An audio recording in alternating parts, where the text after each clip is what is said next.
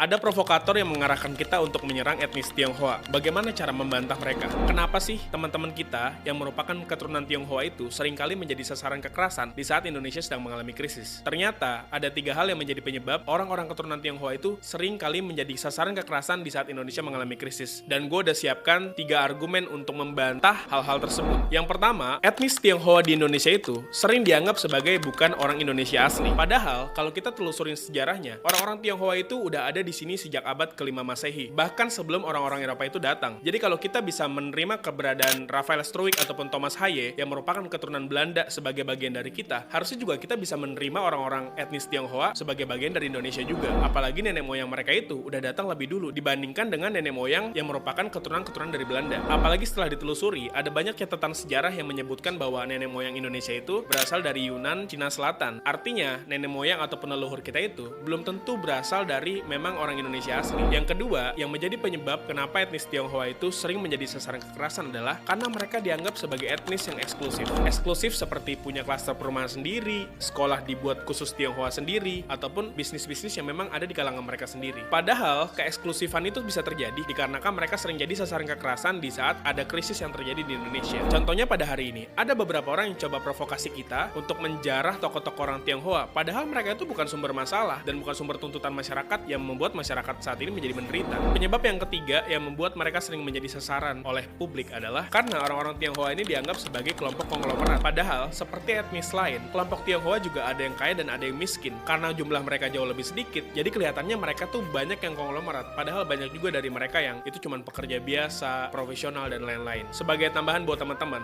kenapa menurut gua kita harus melihat orang-orang keturunan Tionghoa itu merupakan bagian dari kita juga? Karena sama dengan keturunan Arab, orang-orang keturunan Tionghoa juga dulu berjuang buat kemerdekaan bangsa loh. Lo pernah dengar nggak nama Laksamana John Lee? Laksamana John Lee ini adalah orang keturunan Tionghoa yang membantu Indonesia itu memasok senjata sehingga waktu itu pahlawan-pahlawan kita bisa melawan Belanda dengan senjata tersebut. Lo pernah dengar nggak nama Lim Kon Hian? Dia adalah Partai Tionghoa Indonesia untuk mendukung nasionalisme Indonesia. Jadi bukan nasionalisme Tionghoa ataupun nasionalisme Cina, tapi dia mendukung nasionalisme Indonesia buat kemerdekaan negara kita. Jadi jelas sekali semua argumen yang bilang orang Tionghoa itu bukan orang Indonesia asli, mereka eksklusif, mereka konglomerat, itu semuanya terbantahkan teman-teman. Dan harus teman-teman ingat, orang Tionghoa juga dulu berjuang buat kemerdekaan bangsa ini, dan itulah yang membuat mereka juga saat ini adalah bagian dari kita. Karena itu, teman-teman jangan terprovokasi dengan isu SARA. Hari ini kita harus sipil jaga sipil. Musuh kita bukan sesama masyarakat, bukan sesama sipil, bukan etnis tertentu. Jadi teman-teman, semoga demonstrasi kali ini semuanya aman. Kalau menurut kalian gimana? Tulis pendapat kalian di kolom komentar ya, dan jangan lupa untuk pakai produk gua,